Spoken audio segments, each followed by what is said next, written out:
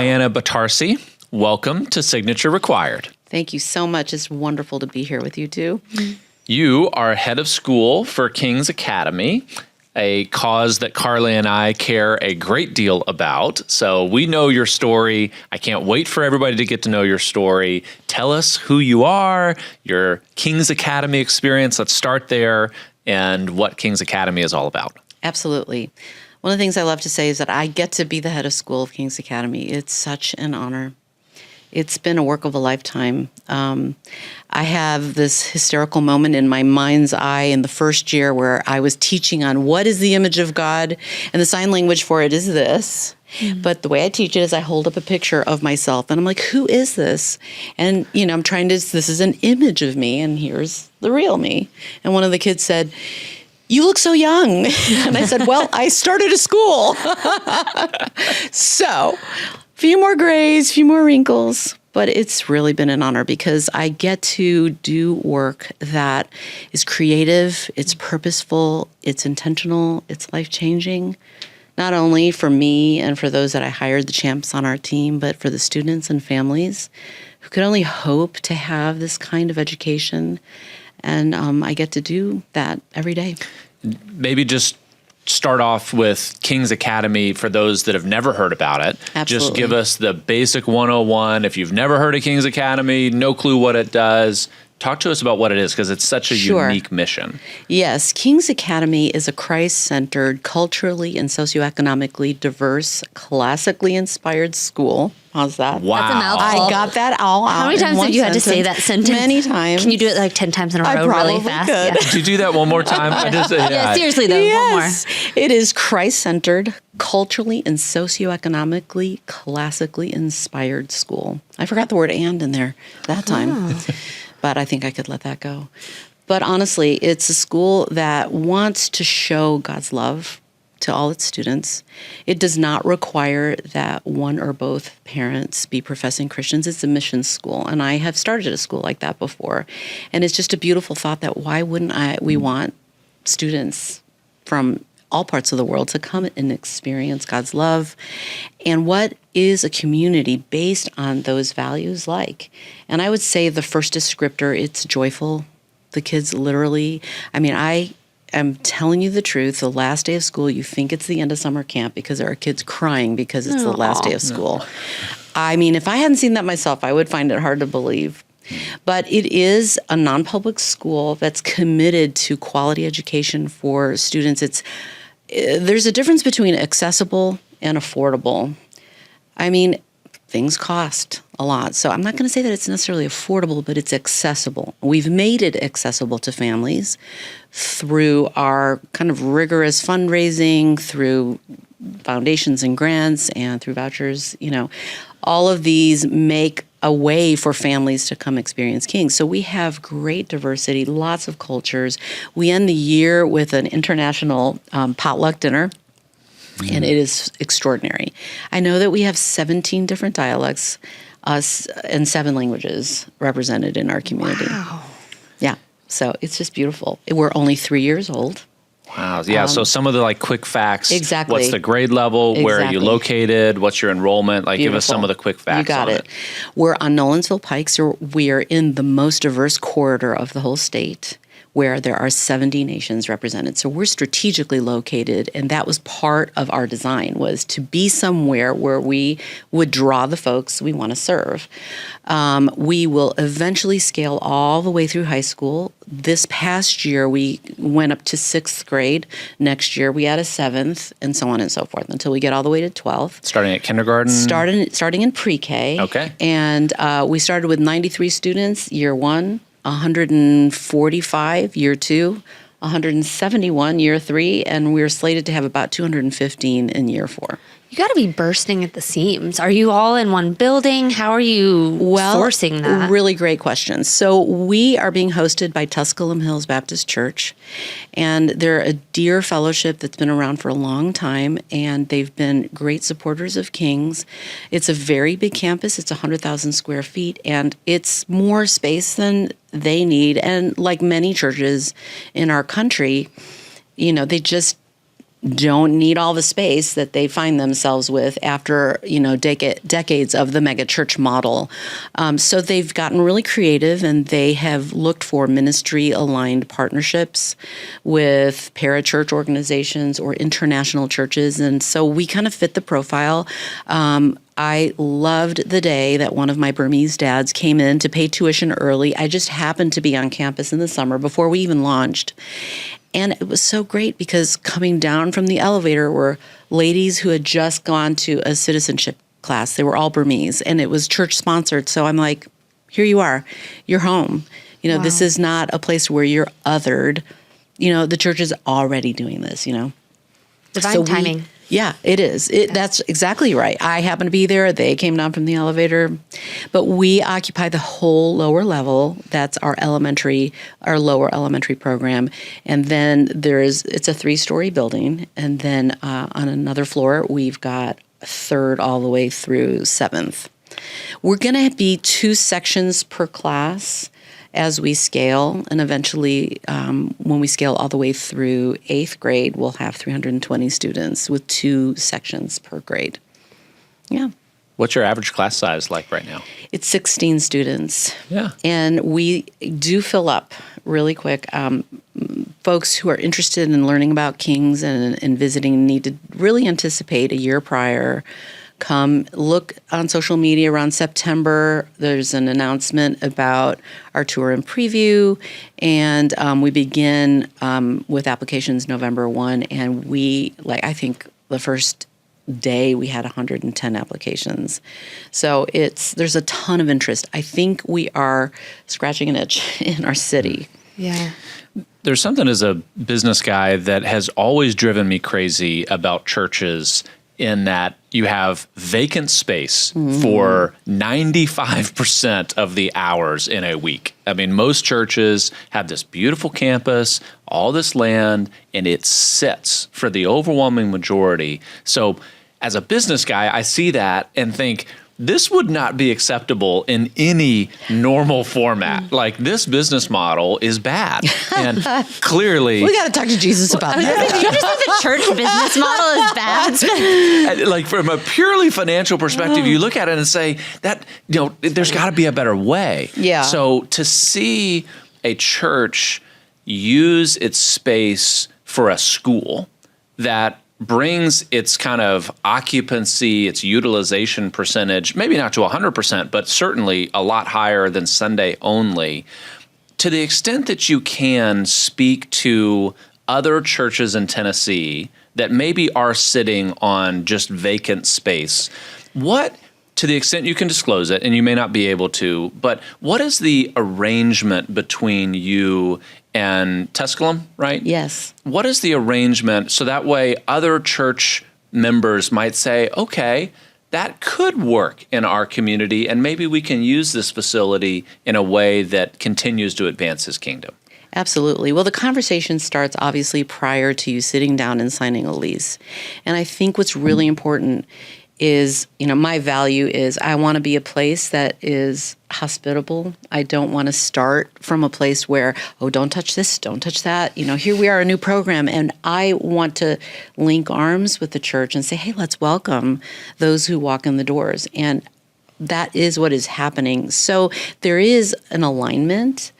We are not a ministry of the church. We are literally leasers, but they're not leasing to a Starbucks and turning the lower level into a drive-through, right? Sure. Yeah. They want to be missionally aligned. So with that in place, the other thing I'll say to you is that I think that if there are any listeners who are church leaders thinking, this is a good idea because we've got the space and it is a pain point. And to your point about the business model, I think it's endemic of where our country is. There was a time where community centered around the church. How many people went to, covered dish dinners, and you were just always there for Bible study and youth group and all those things. And it's just a different day in our world. And so churches are having to get creative. So I think that conversation is important to have. And I know for me, I came from an executive team of a church staff, and I've seen people come and lease space. I started a school for our church. And so I really do know some of the pain points, and that's something that up front we would discuss. Like, it's not that there will not be any damage. It's when the hinge comes off the cabinet door and when that book goes missing and when that kid falls a few steps down the stairs, here's what we will do. So we've really done a lot of work of kind of looking at what are the things that could go wrong. What are the ways that we can kind of mitigate this? And I think above all, I have a really high view of the church. I think that that's the central place for spiritual formation for people. And so I'm not competing with the church. I want to be respectful, even though numbers-wise, in that building, I've got the vast majority of people. But if they want to take a small group and occupy a space for their ministry purposes, I'm all for it. And so I think that's really important.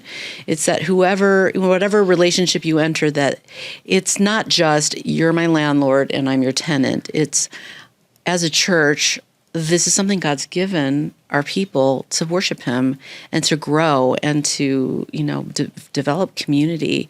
And we're trying to do the same thing, but I will never call myself a church. I'm a school, a Christian school that wants the same ends as the church. Thank you for that. That's really helpful. And I think it's useful to hear for churches that this arrangement doesn't have to be free, right? That this is something that you're missionally aligned, but it's not a pure handout from a church to say, gosh, as a church, we've got to deal with having the desire to use our space, but can we really charge for this? What happens for the damages? Because you got 200, 300 kids that are running through there. Right. So I only have really 4. The amount of damage in the next 5 minutes while I am sitting here is, Yeah. Thank Absolutely. you for that outline. I really appreciate that. Well, should I tell you about the time that we found a door stopper flushed down the toilet? Stop. Let's do it. That's And that was just very unfortunate. And that was a $2,000 toilet repair. No. And we repaired it because these things happen. I mean, sure. But I think this is why you have to have a strong relationship, because I'm not trying to abdicate responsibility, and we do supervise. The thing that I think you would really enjoy is that our kids, just as fun as King's is, if you come to a chapel, all I say is 1, 2, 3, all eyes on me, and they say 1, 2, eyes on you, and you can hear a pin drop. You really can. And every time I thank them for their respect. Every time I say, thank you for that respect. And so it's a respectful school. It's a lot of kids, but you're still going to find a kid that manages to flush. What would happen? Yeah, I was going to say, it wasn't my kid because he doesn't go there, but it could have been my kid if he did. Yes. So, right. Tell me about the community. I think about, it's this glimpse of heaven, right? So many different backgrounds and ethnicities and perspectives. I can imagine that being so beautiful, but also uniquely challenging as humans can be. So how has that been for the community as they've come alongside? This was a new idea when it started, 3 years ago? And so I'm sure you've had the best of times and the hardest of times. So what a great question. I can tell you that when we started school, I had to just pinch myself because I thought, how are we already here? It felt like we were instant community. I don't know why, except I think that our intent is aligned with God's. Also, probably because one of the very intentional things we do is a family interview with every family, and we talk about the core values of the school, which are diversity, humility, and unity. And I tell every family, every staff member, every prospective board member, this conversation goes a little like this. Just because you have a diverse group of people in a room doesn't make you necessarily united. And King's asserts that humility is that pathway towards unity. And so I invite my staff, I invite my families towards humility, one that's characterized by a need for God, knowing that, he asks us to consider others more important than ourselves. And then a humility towards one another that's characterized by curiosity. You want to know more about them. You go through that awkward phase of not understanding what they just said their name was. And if you're anything like me, I have a very low name IQ, which is super unfortunate as the head of school. But I have also learned that most people have a low name IQ. And if we just all admit it, then we can just keep asking each other what our names are until it sticks. I've never heard it phrased that way, low name IQ, but That is Yes. You can have really it, Carly. awesome. Thank you. I I'm know. going to pretend I came up with it. I know. So I do invite, I ask them to think about it. And I've had moments where I'll have a parent say, well, I'm kind of shy and, a little bit reticent. I'm like, no, well, I'm not asking you to go outside of who you are, but just organic opportunities. When you're in chapel, think about sitting beside somebody that you don't know. And if everybody's been asked to think about it, if everybody's been asked to, take that invitation up, then we're all in the same boat. So I'm amazed at just how much unity there is. Now, there are moments, there thankfully tend to be kind of closed door moments of like, I think you should have done more of this. And I have in the next hour the same conversation with, I think you should have done less of this. So, and I can hold the tension of that. And I think the important thing, I'm very committed to civil discourse. I'm very committed to people feeling like they have a voice, understanding what those pain points are, and seeing where we can find a middle ground. So that's work that I love to do. Call me crazy, but I think there's something in the way I'm wired that I'm a mini diplomat. I love to do that. Also, I was raised biculturally. My parents immigrated here from South America. My father was really, really poor and a genius. And so he joined the military because after 3 years, he'd get free education, and he went to medical school. My mom was in the sliver of a middle class, and she went to medical school, and that was pretty boss in the 50s as a woman to go to medical school. And dad and mom were first and second in their class the entire time through. So healthy competition. Yeah. Right. Yeah. So it was pretty funny to hear the dinner table conversation because my mother had one opinion and my father had another. And after his passing, mom, of course, was smarter than dad. She's always smarter than dad, actually. But knowing what their experience was like immigrating to the United States, they made a new life for their entire family in Chicago. That's where I was born and raised. And so I have a unique seat, first of all, being bilingual, and also understanding the struggles that my parents experienced in a dominant culture where their English wasn't perfect, but goodness gracious, they had thriving practices. English must have been good enough. Sure. They did great. And so I'm in a unique position with bicultural families or families that come from other cultures. And even if I can't really, because I don't speak Burmese, I can speak Spanish, but I have had conversations with refugee families. I'm like, look at me. I'm your daughter. She's going to be just fine. And just giving them hope that they've done such a brave thing to come to a land where there's opportunity. And so there's so many beautiful moments. And I'll say one more. This is a long answer to your question about community and the challenges. But here's a perspective that I found so beautiful. It was year one. We were doing something just like this. It wasn't a podcast. It was a donor video. And so we invited several families to come and why Kings and all of this. And I picked up a Burmese mom with her daughter who was just in her shiny new dress. And she was so excited, but very nervous. Miss Diane, I'm very nervous about my English. And I said, your English is really good. And she kept saying it. And I said, your English is so good. You have nothing to worry about. And I said, well, tell me, how many languages do you speak? And she said, 4. 4. Like, okay, I only speak 2. So we arrive, she gets her mic on and the lights, and she's very nervous again. And so I just said to the videographer, Eric, how many languages do you speak? And he said 2 and not very well. Or no, 1 and not very well. That was 1 and not very well. And it dawned on me that was exactly a picture of what we're trying to do at King's: diversity, humility, and unity. And I don't want her to feel apologetic for what she knows of her English and her emerging English, but to be celebrated for her 4 languages. How awesome is that? That was my retort to him. It's like, she speaks 4 languages and So what a beautiful thing to have that opportunity to celebrate people and their gifts and what they contribute to the world rather than the apology of not being enough in the dominant culture. When you talk about it, you come alive. Like your face gets so bright and you seem so excited. So were you always wanting to be an educator, or did you always know that diversity, unity was your passion because of your childhood experience, or did it just kind of manifest through the Lord's hand in Kings? It's got to be that it manifested through the Lord's hands, because I saw this hilarious commercial once about what we all aspire when we're kids to be: ballerinas and firemen and presidents and all those things. And then you grow up and you're in middle management, which you didn't even know that as an option, right? Yeah. So I actually am a musician and a songwriter, and I've done a ton of music, and I thought that's what I want to do. I read a critical book somewhere in my career called Life Keys. And I realized I'd been describing myself primarily as an artist, but what that book helped me to see is that I'm a communicator. And what is it that I want to communicate? So it brought all my disparate activities and vocations into one circus tent, And I realized, okay, what is it that I want to communicate? And really, it's just the love of God, the hope of the gospel, that we are Christ's beloved. And so the way I have primarily exercised that happens to be through teaching and education of both children and adults.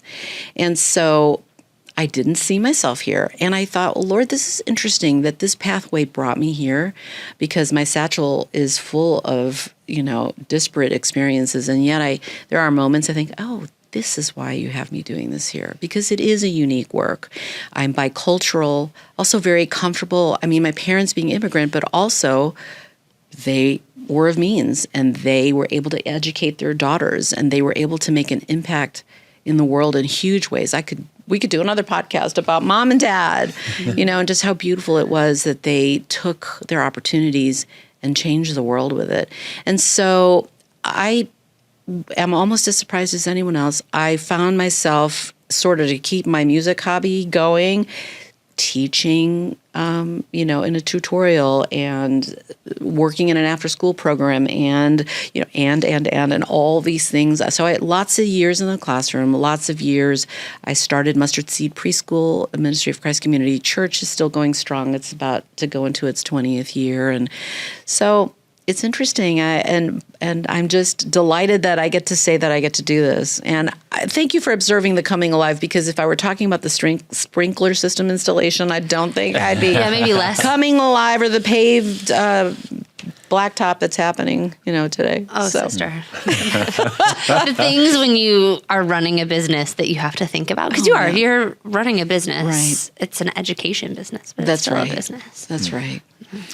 Diana, I've got a big question to uncork on you. Here we go. I think you are the perfect person to help answer this for me. So when our culture hears the word diversity, a meaningful portion recoil immediately, because in so much of our culture, just the word diversity has been weaponized in such a way that the phrase you used earlier, humility as a pathway to unity, really sticks in my mind as such a different way to talk about diversity, is beginning with a place of humility.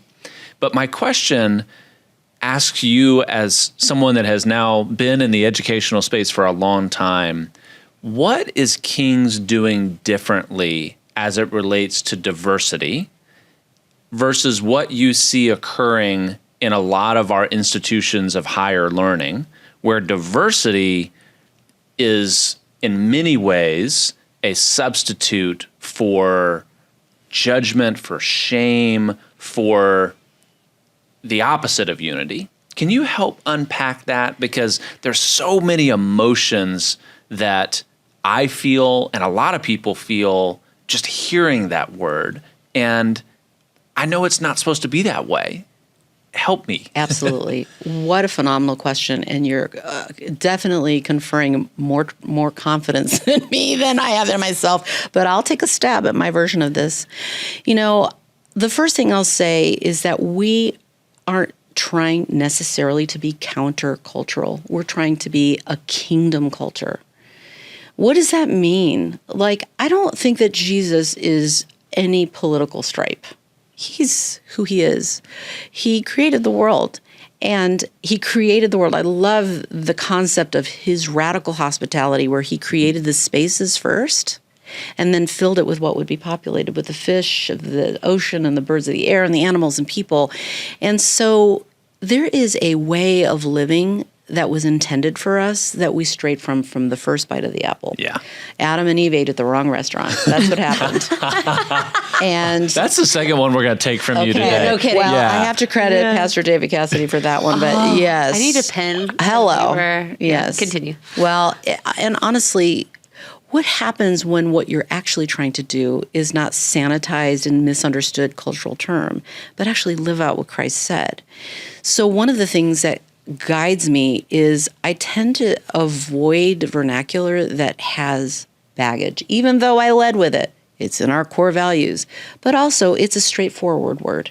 And I don't use it from a political place. I use it from a biblical place, one that says that God intends to have every single tribe, tongue, and nation represented when we get to heaven. And it's like, you know what? Is that, well, the question we should ask ourselves, are we looking forward to that? Like, is that something that appeals to you? The other question I'll ask is that I think there's an innate goodness to people. Even though we're fallen, we didn't lose absolute goodness. Think about the people that you see on the side of the road helping someone with a flat tire, or, a distressed child on a playground. I mean, are we thinking about stripes and colors, or are we just moving out of goodness, trying to help? I love Mr. Rogers when he quotes his mom, who said, whenever there's a crisis, look for the helpers. And they're there. Don't you want that? I mean, that's what we want. We don't want boxes and categories and fights and contentions in it. We're all kind of tired of it in today's day. So at the same time, I'm constrained to speak English. I've got to use terms that make sense. When I speak diversity, this isn't about quotas. This isn't about a political alignment. This is about what God wants is to be glorified by every language. There are over 6,000 languages in the world. Every nation, at last count, my husband and I were trying to figure out, the United Nations recognizes 196 nations, okay? But there's probably more than that. The last count I knew was 192. That's what I'm talking about. And it's not an invitation towards an alignment toward a political view.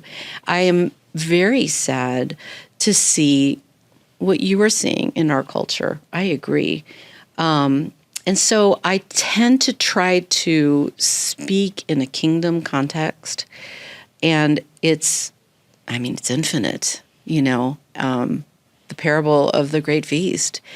The host wants to invite all these folks who can't go. I mean, what a great RSVP. Can't come, bought a new field.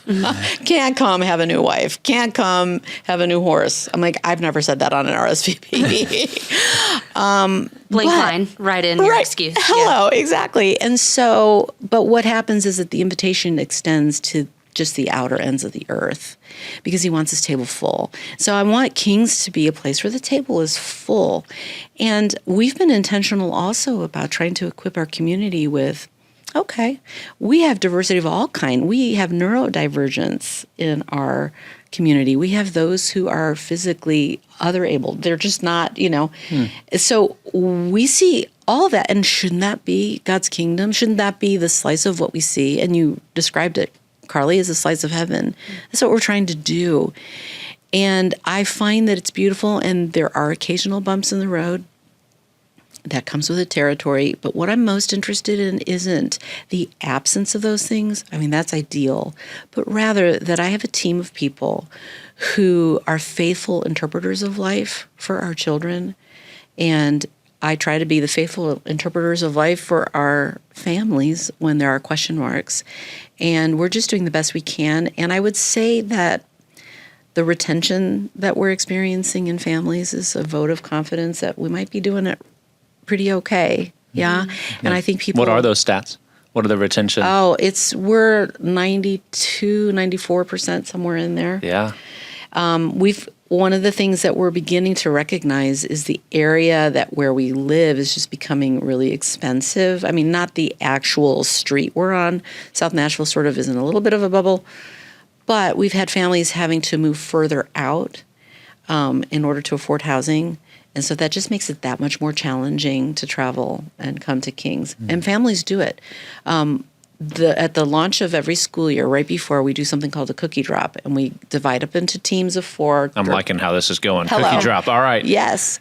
And our team goes to every single family with a cellophane bag of cookies and a welcome to Kings. We're so excited for the year. And I tend to get the route with the furthest smile. So not only, but I've driven so far, and it gives me such an appreciation for, my gosh, this family drives this far every morning to bring their child and to school. Afternoon. I mean, and afternoon. Unless you're like sleeping over, And they it's- have to come exactly, back. Right? They don't get right. to leave them with you, right? Like, No. That's not part of the gig. Yeah. So, but it's so humbling because it matters that much. And so we do, because it's such a niche vision, we have people that come from everywhere, which is great.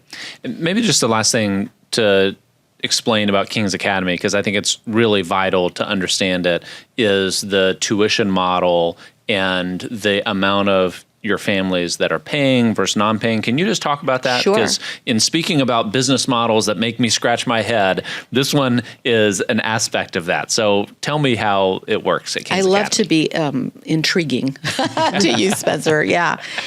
So this is a model that we have seen before, and it's been successful even with all the challenges that it represents. But we wanted not only cultural diversity in our midst, but also socioeconomic diversity.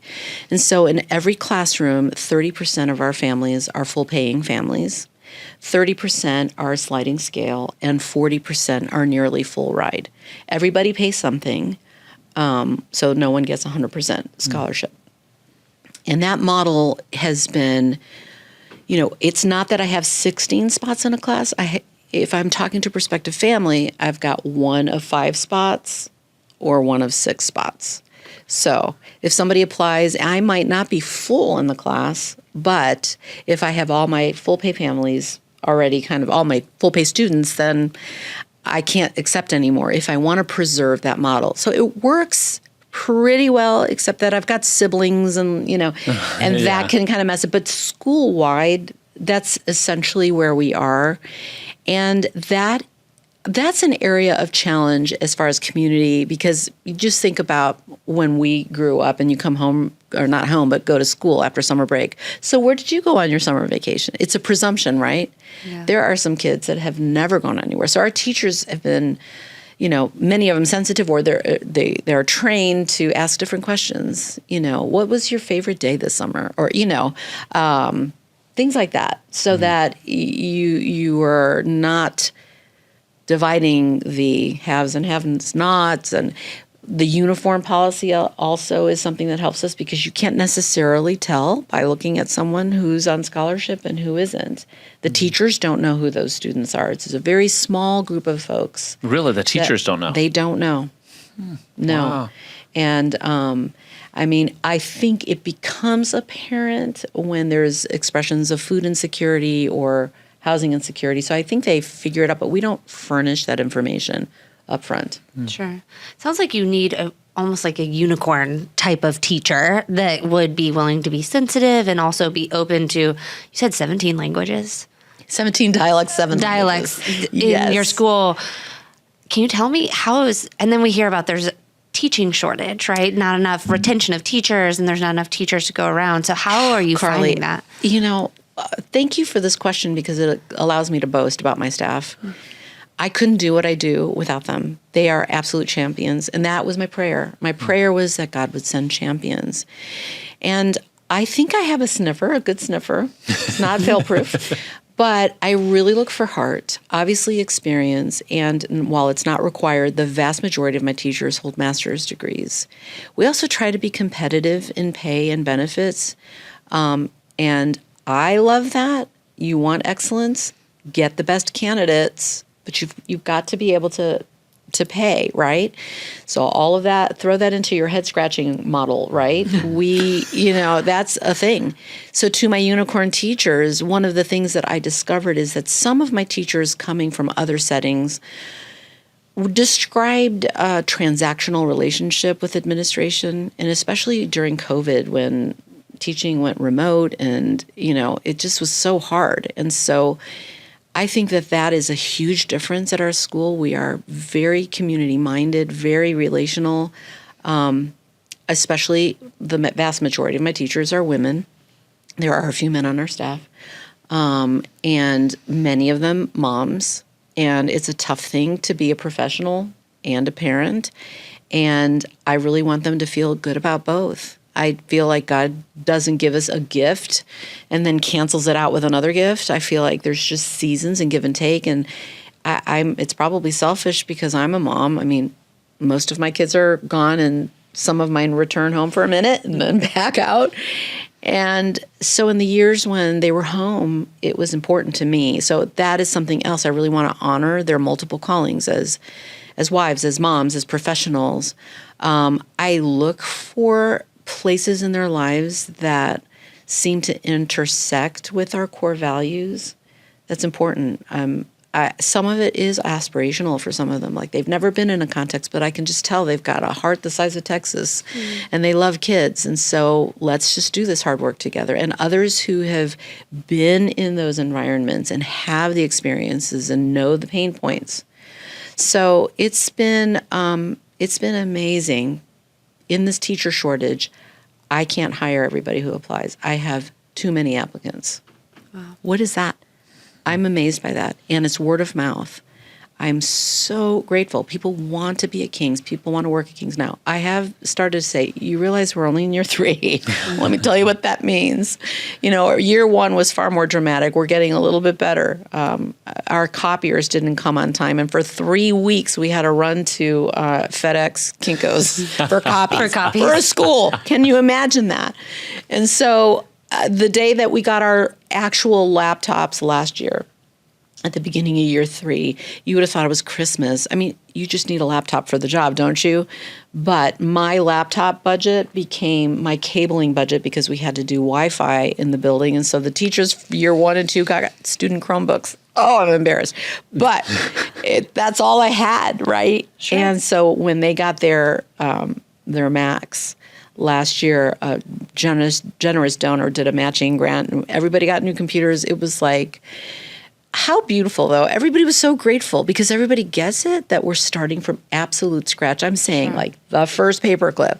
The first thing that Palmer and I did was went to the bank to open a bank account. Like, wow. I imagine that makes a pretty scrappy workforce. Like, you're getting the bang for your buck out of every resource. You're right.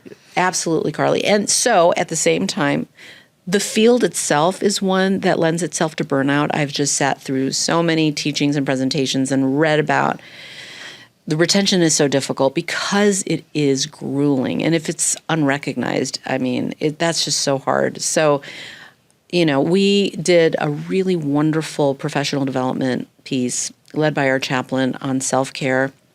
It was so good and just kind of a sort of looking at the pie chart of your life and the physical, spiritual, emotional, intellectual, all the things. Where are you? Like, what are you feeding? Where are you lacking? And all of us were sort of like hanging our heads because I think balance is hard for all of us in this culture with all the things that we're trying to do. So that is a concern. And, we do get tired. And so we try to recognize that. And did you hear about the teacher who got fired because she used sick days to go to some concert? Do you remember this article that appeared? No. And there was this huge backlash from social media about this teacher. I can't remember what state. I think somewhere. I don't think it was Tennessee. It might have been in the South. But it was amazing because everybody was like, she works so hard. Let her use her sick days for, And so I don't want people to abuse the things that we, provide, but I don't care. If you need to go visit your mom and go have, homemade pie or whatever, like, go do that. Like, we just need to care for ourselves. You're giving yourself away day after day. And so looking actively for ways to underwhelm my staff, because it's a lot. So if that's your job, to shepherd all of these professionals and these families, I mean, who's shepherding you? Oh, my gosh. Do we cut at this point? Sorry. Really, really good question. That gives me pause. Well, I'll tell you this. I could not do what I do without my husband, Peter. That might bring me to tears. Aww. He's such a champion for me. So our daily process, I I recently went away with a dear friend for several days, and I went in service to her grief. It was doing a grief intensive, and but the conversations and a like-minded friend who is just supportive and who hears those things. I also feel like the team itself. I read a book called Leading with a Limp, and so I tell on myself, and there's a whole lot of things that I don't have. But it's not that I commend myself to the job because of my resume. I feel called to what I'm doing, and that's a very mystical way of putting it. It's one of those things you almost have to experience, I think, rather than someone to spell out, how do you know you're called? I just have a sense that this is where God wants me, and so I don't feel bad for not having all the things. I mean, tad bit of imposter syndrome, yes, but for the most part, I feel like, okay, let me build a team. I know what I don't have. Let me round out the team with people who have gifts that I don't have. So that doesn't really answer your question because I don't have an answer. So that's my homework. It's really good. But I'll also tell you that my team also cares for me. It's kind of a mutual thing. So I feel cared for and seen by my team, and they know when things get hard, and I don't want to freak them out because, believe me, there are moments where I'm like, oh my gosh, when is that check coming? There are moments like that. Everybody experiences that. I try not to stress unnecessarily. But I think in the big picture, the things I carry, I feel seen by my colleagues, by my executive team, by those that I've hired. And, it's more, I look at it like, yeah, I'm the head of school. That's the seat I occupy. But I can't do what I do if you don't do what you do. So I do want to provide care. And I also know that I need care. I did sign up for something fun this fall. And it's actually one of our teachers who's doing this. It's a creative lectio. So it's like an exercise where you do art and not meditation, but it's like prayerful consideration of the art that you're working on. And it just sounds wonderful. And that rings my bell, which is a little bit about what my artifact is actually. Look at my segue there on my. That's perfect. Do you need a job? Another job? Well, I was thinking about when I was invited to bring an artifact, what would it be? And I actually threw one in the bag, and and it's in my bag still. It's a little picture of my parents when they were a young couple and pregnant with me in Chicago, because it's just like the word I'd put over it, just promise. There's so much promise in their life, and all the sacrifices they made to make a new life for our family, and I get to do my life, and my kids are out there eating the world now. But then I saw this as I left, and it is something, I bought the bird, and I hand lettered the poem by Emily Dickinson, Hope is a Thing with Feathers. And I don't know if you know that poem, but I just love it so much. And can I pick it up? Yeah, sure. Yeah, for those that are just listening, maybe give a verbal description of what is here. It's a little ceramic swallow, and lettered with oil-based ink are 3 stanzas of the poem, Hope. Hope is a thing with feathers that perches in the soul. And I don't have it totally memorized, but it's so beautiful. And I think one of my teachers had her class, this is one of my favorites, she had her class memorize that poem. And to me, this typified beauty and rigor, which is a descriptor of what we want King's Academy to be. I think sometimes people think beauty is a luxury, but I think it's God-given and that it nourishes us. And there's a real ministry in it. And I think that when kids see your intention to provide a beautiful context, they notice, whether they notice cognitively or subconsciously, they know. I mean, you've been to a place where it's plastic tablecloths and paper plates and plastic forks, and sometimes there's nothing better.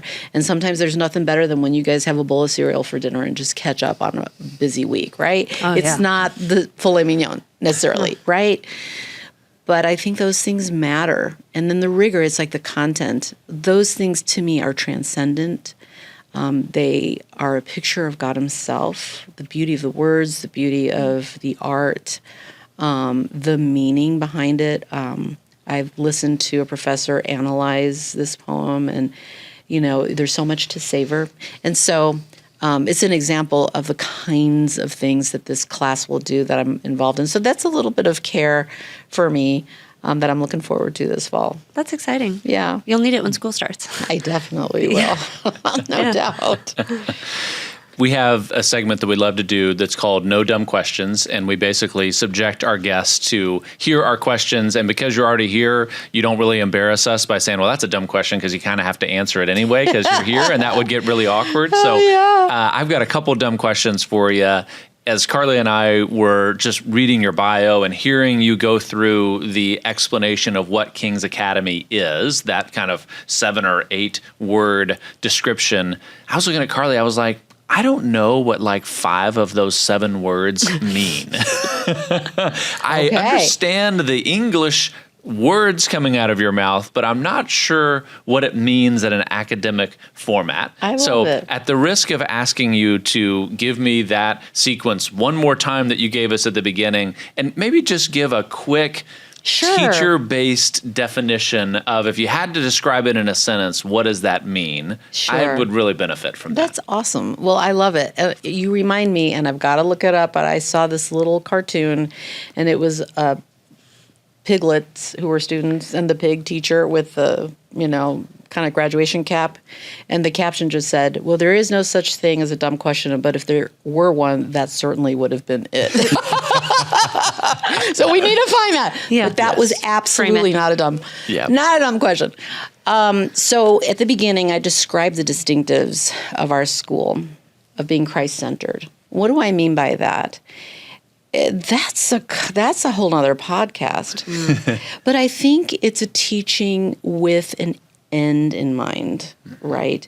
That everything is from him, everything is through him, everything is to him. That's Romans 11:36. That we recognize that he holds the universe together by the word of his power. That we recognize that he is both our journey and our destination. And that when we study absolutely anything, whether it's primary colors in art, or whether it's ukulele in music, or whether it's the Ottoman Empire in 3rd grade, that all of it points to something about Christ. None of that escapes his notice. And it's, you know, I think it's just a saturation of seeing the world through a lens that recognizes that he is everything. So that's a good answer.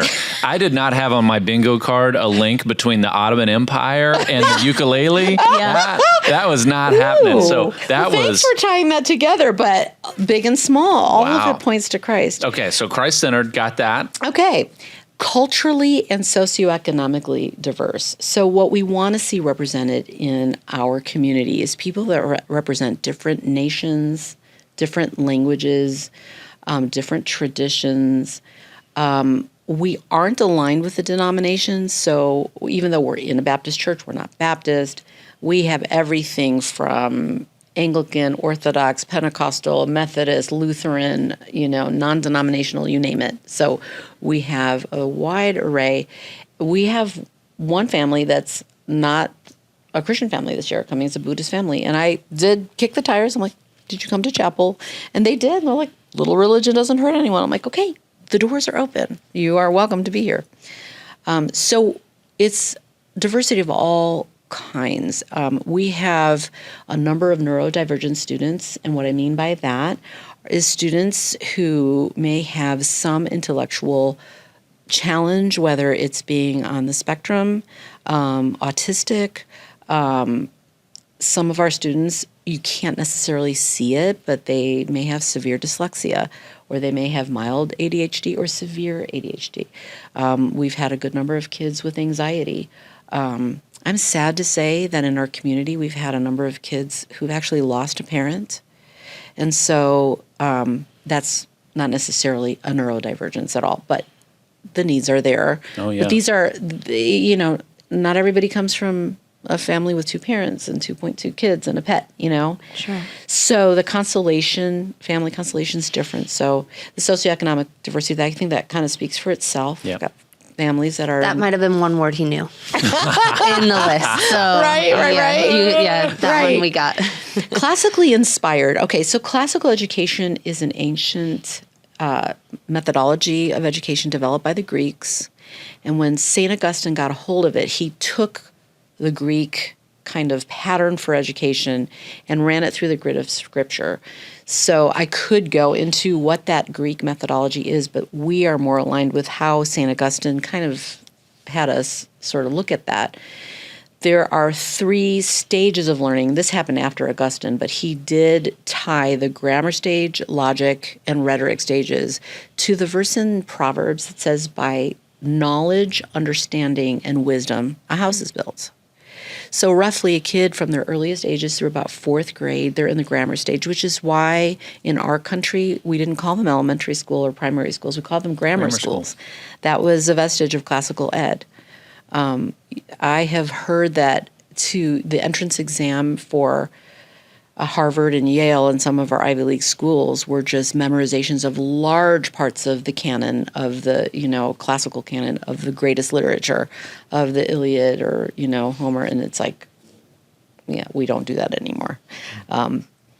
But back to that trivium, humanities is sort of the main thread that is emphasized in classical education, and it's all of world history divided into 4 equal time periods. So the kids at King's will study from antiquity to modernity from 1st to 4th grade. Pre-K and K are in creation. Land, water, and sky and what fills it for my pre-K kids. Then for the kindergartners, the 7 chronological days of creation, which is beautiful because it's also very science-rich. And then my 5th through 8th graders, they repeat the same pattern of history from antiquity to modernity, but this time from the logic stage. So where the grammar stage is the what of every discipline, it's the ABCs of every discipline, the history dates, the, numbers and multiplication tables.